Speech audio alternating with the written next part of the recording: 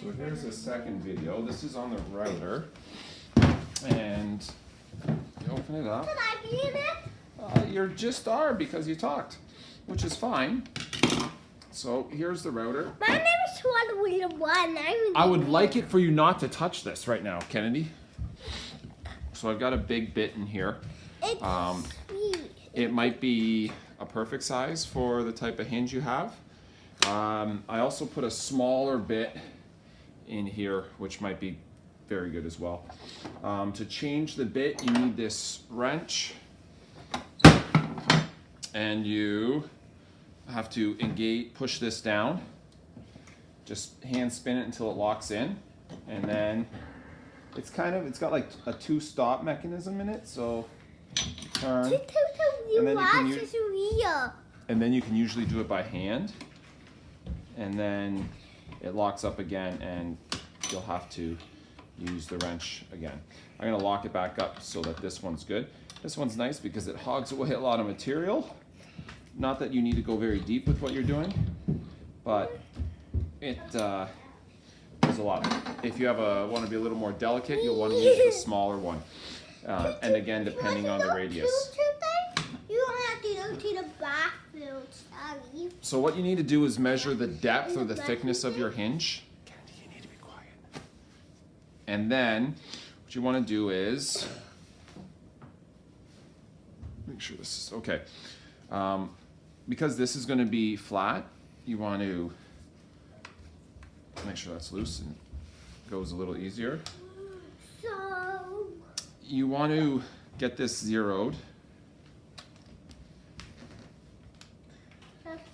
I would be doing this on the door. I would put this on the door. Let's see, let's set this up.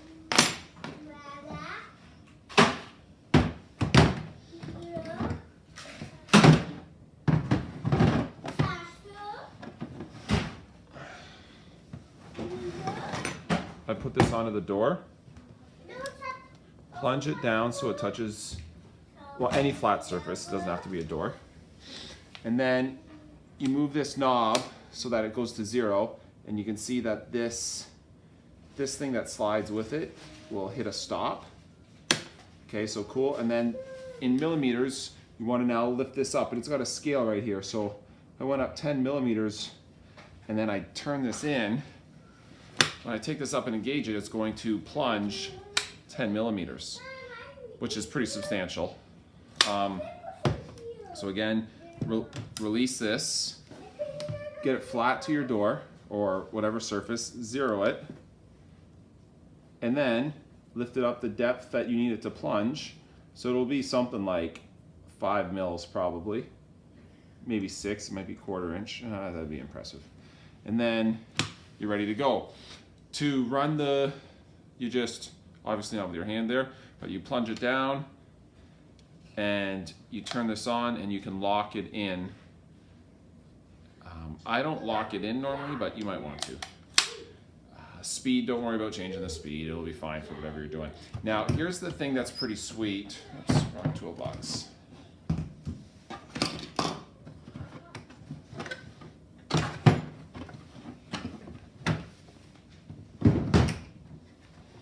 Here's the thing that's pretty sweet. There's a ton of accessories in here. You really don't need any of them. But this and these 2 rods, put the rod in, doesn't matter where. Put the rod in, just dial it in, lock it in a bit, and then slide it on here, into here. Oh, that's backwards. You can see I'm about to plunge and hit the metal. So it goes on the other side. Okay. And now you can use this to ride along, lock this into. And now you can see I'm going to plunge, I'm going to be safe. But you can ride along the edge of the door. So you could use that to get a nice straight line for against the wall, or when you're in the door jamb or on the door. And so you'd be riding like this, so you can be back and forth really nicely, and it helps prevent tipping on a small door too. I think that's all you'll need. to know.